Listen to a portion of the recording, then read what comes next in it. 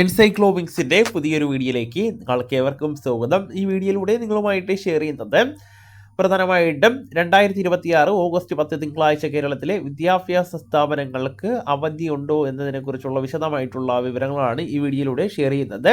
നമ്മുടെ വീഡിയോ ആദ്യമായി കാണുന്ന സുഹൃത്തുക്കളാണെങ്കിൽ ആദ്യമേ തന്നെ ചാനലൊന്ന് സബ്സ്ക്രൈബ് ചെയ്യുക.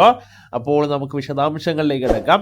ആദ്യമേ തന്നെ പറയട്ടെ, സംസ്ഥാന വ്യാപകമായിട്ട് നാളെ പൊതു അവധി പ്രഖ്യാപിച്ചിട്ടില്ല. കഴിഞ്ഞ ദിവസങ്ങളെ അപേക്ഷിച്ച് കേരളത്തിൽ മഴയുടെ ശക്തി കുറഞ്ഞിട്ടുണ്ട്. കാലാവസ്ഥാ വകുപ്പ് നിലവിൽ സംസ്ഥാനത്ത് ഗ്രീൻ അലർട്ടാണ് നൽകിയിരിക്കുന്നത്. അതുകൊണ്ട് തന്നെ മിക്ക ജില്ലകളിലും സ്കൂളുകൾക്കും കോളേജുകൾക്കും പതിവ് പോലെ പ്രവർത്തനം ഉണ്ടായിരിക്കുന്നതാണ്. കാസർഗോഡ് അടക്കമുള്ള ജില്ലകളിൽ സ്കൂളുകൾ തുറക്കുമെന്ന് കളക്ടർമാർ അറിയിച്ചിട്ടുണ്ട്.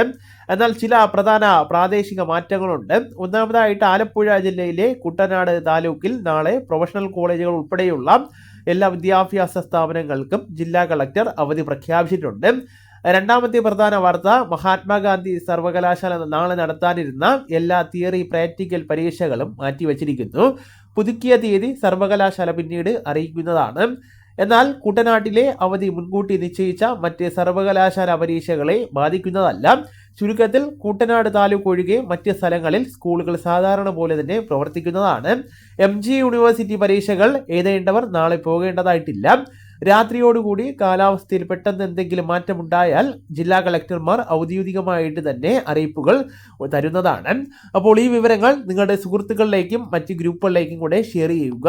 നമുക്ക് തുടർന്നും വിജ്ഞാനപരമായിട്ടുള്ള മറ്റ് വീഡിയോസും ആനുകാലിക വിവരങ്ങളുമായിട്ട് വീണ്ടും കാണാം. അതുവരെ ഗുഡ് ബൈ.